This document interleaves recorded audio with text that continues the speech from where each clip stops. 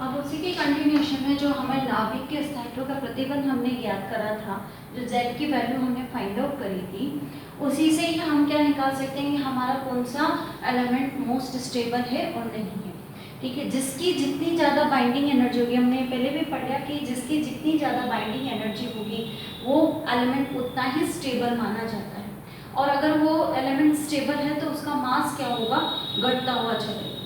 उस अकॉर्डिंग हमें जो अनस्टेबिलिटी है, तो अनस्टेबिलिटी को स्टेबिलिटी में लाने के लिए हमारे पास में अगर कोई एलिमेंट है तो वो स्टेबल कैसे हो सकता है, वो स्टेबल होने के लिए या तो बीटा प्लस का डिके करेगा, यानी बीटा पार्टिकल्स, या बीटा माइनस का डिका करेगा। यानी कि जब आपके इस रूप में है तो अगर आपका एलिमेंट बीटा प्लस डिके करता है तो आपके क्या होगी, प्रोटॉन की संख्या में एक की कमी हो जाएगी, एटॉमिक मास तो वही रहेगा। तो कौन सा पार्टिकल उसने इमिट किया, बीटा प्लस, और उसके साथ क्या निकलेगा, न्यूट्रिनो निकलेगा। ठीक है, और अगर आपके पास में वो बीटा माइनस यानी कि बीटा माइनस वाला पार्टिकल डिके करता है तो उस कंडीशन में आपके पास में क्या हो जाएगा, आपकी प्रोटॉन की संख्या क्या होगी, ऐड होगी, यानी कि प्रोटॉन की संख्या बढ़ जाएगी और आपके पास में बीटा माइनस डिके होगा और एंटी न्यूट्रिनो यानी कि जो इसका एंटी पार्टिकल है, एंटी न्यूट्रिनो इमिट होगा। एंटी न्यूट्रिनो और न्यूट्रिनो वही है जिनका मास और ये सब चीज जीरो हो, बस आपकी इसकी स्पिन से लेना है कि स्पिन उसका हाफ होता है, क्यू भी जीरो होता है, मास भी जीरो होता है। तो हमें इनके ये आपके दो तरीके से आपके क्या होंगे, आपके ये जनरेट होंगे कि आपका अगर पार्टिकल स्टेबिलिटी में आना चाहता है तो या तो बीटा प्लस का डिके करेगा या बीटा माइनस का डिके करेगा, जिससे आपके प्रोटॉन की संख्या में वृद्धि या कमी होगी। और ये किन में होता है, ओनली आइसोबर्स में। ठीक है, जिसका ओड एटॉमिक नंबर हो आइसोबर, उसमें होता है ये वाला पार्ट, इस तरह की सिचुएशन। तो हमने जो मास डिके वाले जो फॉर्मूला पढ़ा था, सेमी इंपिरिकल मास फॉर्मूला पढ़ा था। सेमी इंपिरिकल मास फॉर्मूला क्या था हमारे पास में, यानी कि mass of the nucleus A और जेड इज इक्वल टू किसके बराबर था, Z M P minus A minus of Z M N, और क्या थी यहाँ पर आपके पास में बाइंडिंग एनर्जी ईबी। ठीक है, ये थी आपके पास में। तो ये आपका क्या था, सेमी इंपिरिकल मास फॉर्मूला था। सेमी इंपिरिकल मास फॉर्मूले में हम जो ईबी है वो ईबी आप लोगों को पता ही है, ईबी किस किस पर डिपेंड कर रही थी, हमारी वॉल्यूम एनर्जी पे, सरफेस एनर्जी पे और पैरिंग एनर्जी पे, और आपके किस पर डिपेंड कर रही थी, एसिमेट्रिकल एनर्जी पे, कूलम एनर्जी पे। तो इन सभी फैक्टर्स पर डिपेंड कर रही है। अब हमारे जो मेन आइसोबर्स में क्या होता है कि प्रोटॉन और न्यूट्रॉनों की संख्या ही क्या होती है, आपकी चेंज होती है, एटॉमिक नंबर होगा वही रहता है। तो हमारे पास में जो इसकी वैल्यू है वो हम इसमें ईबी का मान जो है वो हम क्या करेंगे, इसमें पुट कर देंगे। हमने इसको पुट करा, जैसे ईबी का मान A B A minus of A S A 2/3। ठीक है, next A C Z Z minus 1 A C Z minus 1 A 2/3 1/3। Next आपका क्या आ जाएगा, पैरिंग एनर्जी के रूप में A asymmetrical A minus of 2z का स्क्वायर अपॉन ए की पावर, और यहाँ पे आ गया था minus of A P A 2/3। अब हमें इसी से रिलेशन निकालना है कि ये ए पी जो है, जो पैरिंग एनर्जी कुछ भी नहीं है, प्रोटॉन और न्यूट्रॉनों की संख्या में समानता नहीं होती है तो है। तो अब हम इसको क्या करेंगे, इसमें पुट कर देंगे सेकंड नंबर की इक्वेशन। जब हम इसको इसमें पुट करते हैं तो हमारे पास में जब हम इसको सॉल्व करेंगे, यानी कि एम ए जेड, तो आपके जब हम इसको सॉल्व करेंगे तो हमको ये परवलय के रूप में इक्वेशन मिलेगी। आपको इतना ध्यान नहीं देना है, सिर्फ आपको ये जो जेड फॉर्म में जो आपकी इक्वेशन होगी वो एक परवलय के रूप में आएगी, A minus of Z M N. ठीक है, माइनस ऑफ आपके पास में जो बाइंडिंग एनर्जी है वो पूरा फॉर्मूला इसमें पुट कर दूंगी मैं, A B A minus A S A 2/3 surface energy minus of A C Z Z minus 1 A 1/3 minus of A asymmetrical constant है ये, a minus of 2z upon a का square minus of AP a by 2 a 2/3। तो ये आपकी क्या है, ये आपके पास में मास डिफेक्ट के रूप में आ गई। अब जब हम इसको सॉल्व करते हैं तो हमें जो मास होता है ऑन सॉल्विंग दिस इक्वेशन, जब हम इस इक्वेशन को सॉल्व करते हैं तो हमारे पास में जो मास है वो इस रूप में आता है, मास ऑफ द न्यूक्लियस के रूप में हमारे पास में कांस्टेंट के रूप में P0a plus P1z plus P2z square.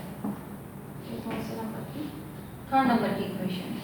तो हमारे पास में जब हमने इस इक्वेशन को सॉल्व करा तो हमारे पास में इक्वेशन क्या आई, m इज इक्वल टू यानी मास of the nucleus P0a plus P1z plus P2z square, यानी कि हमने जब इसको सोल्व कर जो कांस्टेंट है उसको हमने P0, P1 एंड P2 के रूप में माना।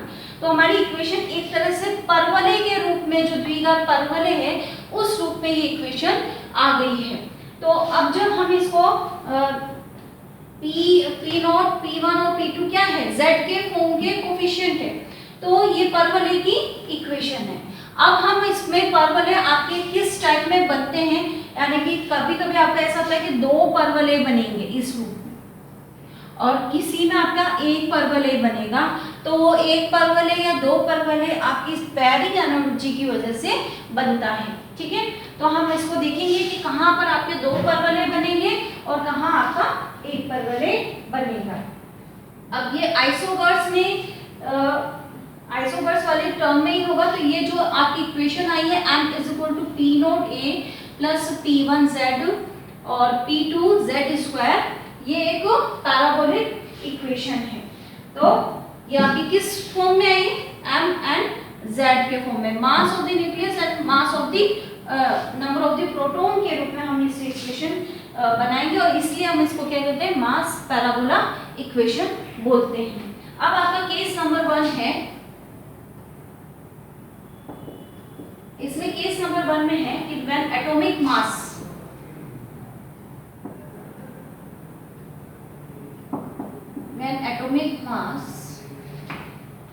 नंबर इज ओड, यानी कि एटॉमिक मास नंबर अगर आपका ओड है तो उस कंडीशन में आपके क्या हो जाएगा, इस कंडीशन में आपके पास में जो आपकी एपी है वो ओनली टेक वन वैल्यू। ये जो एपी है, जब आपका एटॉमिक मास नंबर जो है यानी कि द्रव्यमान संख्या वो जो है जब आपकी जैसे विषम संख्या है, तो फिर उस कंडीशन में जो आपकी पेयरिंग एनर्जी है ये वाली चीज, वो इनको जब सोल्व करा तभी हमारे पास में ये चीज आई है। तो वो पेयरिंग एनर्जी वो सिर्फ एक ही मान देती है। अब एक ही मान देगी तो हमारे पास में ओनली एक पैराबोला ही बनेगा, दो पैराबोला नहीं बनेगा। और किसके बीच में बनेगा वो, मैंने पहले बोला ये मास और यहाँ पर क्या आएगा आपका z एटॉमिक मास, तो वो एक पैराबोला इस रूप में बनेगा। ठीक है, तो एपी हमारे पास में ओनली वन वैल्यू देगा और वन पैराबोला बनेगा। इस कंडीशन में आपके क्या होंगे, यहाँ पर जो होंगे, यहाँ पर जो एलिमेंट है वो यानी कि जिसका मास क्या हो आपका एकदम सबसे कम हो, यानी कि बाइंडिंग एनर्जी सबसे ज्यादा हो, तो वो सबसे क्या होगा, स्टेबल एलिमेंट कहलाएगा। अब आपके यहाँ पर जो पार्टिकल्स होंगे जो भी यहाँ नीचे आना चाहेंगे वो कैसे आएंगे, क्या डिके करेंगे,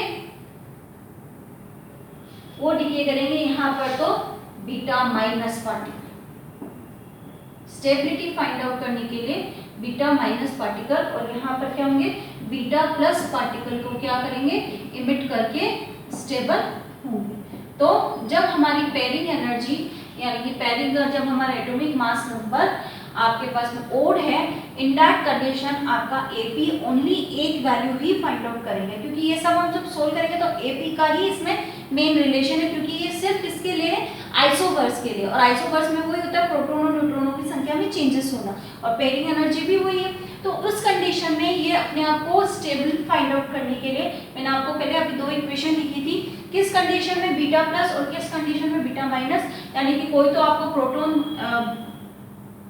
त्यागेगा और कोई प्रोटॉन लेगा, तो उस वजह से आपका क्या होगा, यहाँ पर स्टेबल होने लग जाएंगे आपके पार्टिकल्स। ठीक है, अब हमारे ऐसे ही आपके क्या होंगे, जब एटॉमिक मास नंबर आपका इवन होगा तो एपी जो होगी वो आपके दो वैल्यू कंसीडर करवाएगी, यानी कि आपकी एपी का मान 2 आएगा तो आपके परवलय भी क्या बनेंगे, 2 टाइप्स के बनेंगे, और 2 टाइप्स में बनने में वही बीटा माइनस और बीटा प्लस डिके होकर स्टेबिलिटी आएगी आपकी।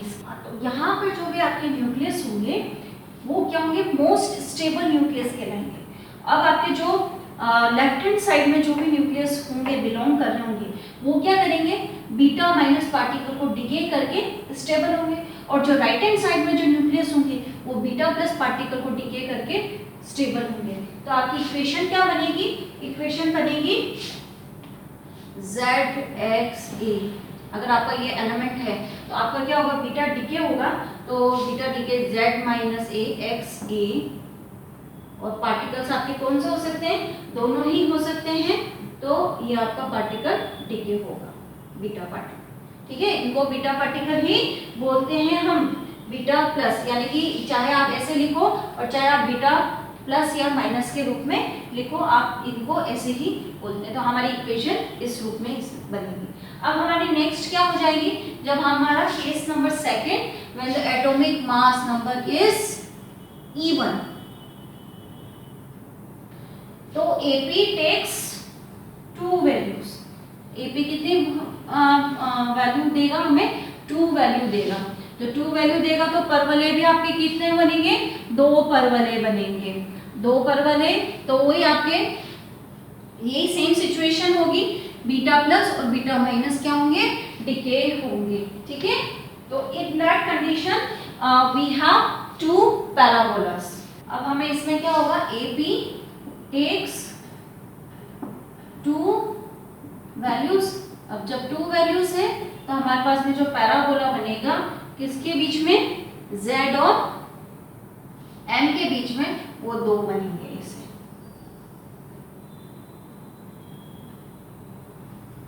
तो एक परवलय तो किसको शो करेगा, इवन केस के लिए, और एक केस के लिए हमारा होगा ओड केस के लिए। तो इसमें भी आपके क्या होंगे, जो डिके हो रहा है यहाँ पर मोस्ट स्टेबल पार्ट न्यूक्लियस होगा, इस पर जिसकी बाइंडिंग एनर्जी सबसे ज्यादा होगी, मास सबसे कम होगा, तो ये क्या होंगे हमारे बीटा माइनस पार्टिकल क्या करेंगे, डिके करेंगे। ठीक है, तो यहाँ पर सारे बीटा माइनस पार्टिकल आएंगे जब डिके होगा, और जो राइट हैंड साइड में है आपके पास में वो क्या करेंगे, बीटा प्लस पार्टिकल को डिके करेंगे।